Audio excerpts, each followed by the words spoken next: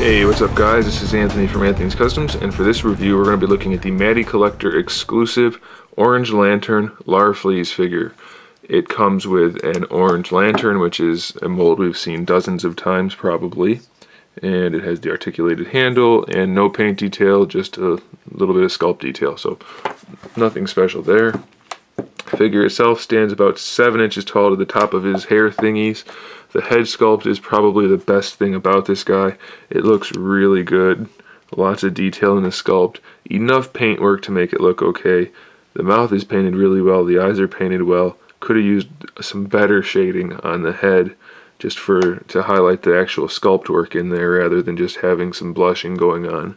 But still, he looks pretty good. And I don't know if you can tell in the camera, but the little tusk thingies are painted a separate color than the face, so that looks pretty good.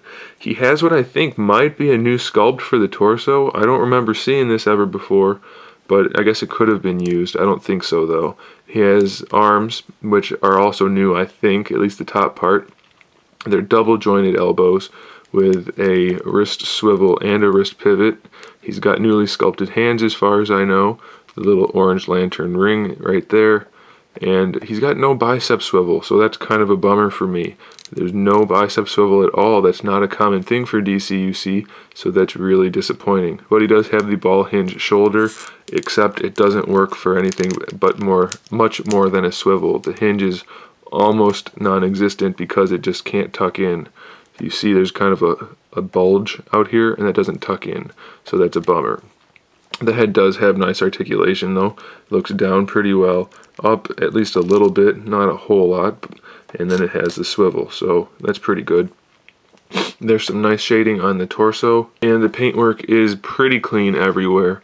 I'm not sure if this is supposed to be just white and orange. These are white and black, but what is there does look okay. The ab crunch does not work very well on this guy at all. It goes back a little bit, but forward, you can forget about it. That's all you can get out of it, so that's a bummer. The waist twist is okay, hips are standard, nothing special, thigh swivel there, single jointed knee, and the ankles have the standard ankle pivot, except the way they're made.